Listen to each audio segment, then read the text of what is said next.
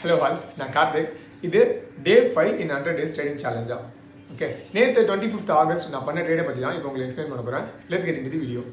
Okay மக்களே, இப்போ நீங்கள் பார்த்துட்டு இருக்கிறது நிஃப்டி 50 நேற்று 25th மண்டேக்கான சார்ட்டை. என்னோட என்ட்ரி பாயிண்ட் எங்கே இந்த சார்ட்டில் அப்படின்னா எக்ஸாக்டாக 9:55 9:55 இந்த கேண்டில் க்ளோஸ் ஆகும்போது என்னோட என்ட்ரி பாயிண்ட்டு.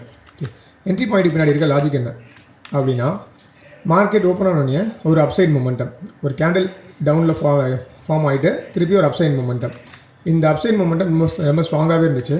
பட் இதோட சப்போர்ட்லேருந்து ஹைலேருந்து திருப்பியும் 80 to 90% ஆல்மோஸ்ட் 90% ரிவர்ஸ் ஆகிடுச்சு.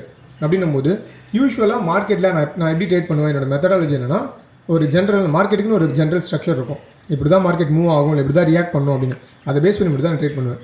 என்னை பொறுத்த வரைக்கும் ஒரு ஸ்விங் வந்துட்டு ஹை போயிட்டு திருப்பியும் லோ வந்துச்சுன்னா 80 to 90% ரிவர்ஸ் ஆகிடுச்சுன்னா அது திருப்பியும் ஹையர் சைடில் போகிறதுக்கான பாசிபிலிட்டிஸ் கம்மி. இந்த ஸ்விங் வந்து இப்படியே ரிவர்ஸ் ஆகாது.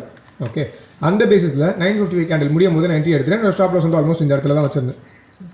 இப்போ இந்த ட்ரேட் வந்து 1:1.5 வரைக்கும் போச்சு நான் என்ட்ரி எடுத்ததுலேருந்து. ஓகே, என்னோட லாஸே வந்து 3000 ஓப்பன் ஒரு ட்ரேடுக்கு. இது ஆல்மோஸ்ட் ஒரு 4,200 வரைக்கும் போச்சு, அவ்வளோதான். அதுக்கப்புறம் வந்துட்டு ரிவர்ஸ் ஆகிடுச்சு. இப்போ ரிவர்ஸ் ஆன உடனே ரிவர்ஸ் ஆகிடுச்சுன்னு சொல்லிட்டு நான் எக்ஸிட் ஆகலை. நான் எக்ஸிட் எந்த இடத்துல ஆனேன் அப்படின்னா கரெக்டாக 10:30க்கான கேண்டில் தான் எக்ஸிட் ஆனேன். இப்போ எக்ஸிட் பின்னாடி இருக்கிற லாஜிக் என்ன அப்படின்னா, மார்க்கெட் ஃபாலோ ஆகிடுச்சு. ஃபஸ்ட்டு சப்போர்ட்டில் ஒரு நல்ல சப்போர்ட் கிடச்சி ரிவர்ஸ் ஆகிடுச்சு. பட் இந்த கேண்டில் நான் 10:20 எக்ஸிட் ஆகிருந்திருக்கலாம், நான் எக்ஸிட் ஆகலை. பிகாஸ் எனக்கு கன்ஃபர்மேஷனே வரல, மேபி மார்க்கெட் ஃபர்தராக டவுனில் போகலாம் அப்படின்னு.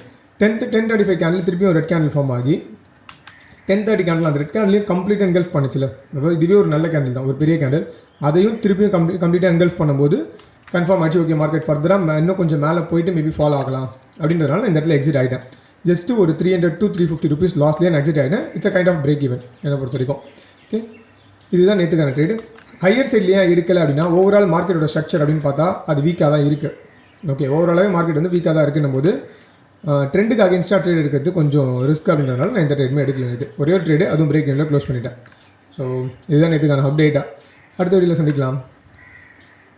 ஓகே மக்களே, ஃபைனலாக இதுதான் நேற்று நான் பண்ண ட்ரேடுக்கான அப்டேட்டாக.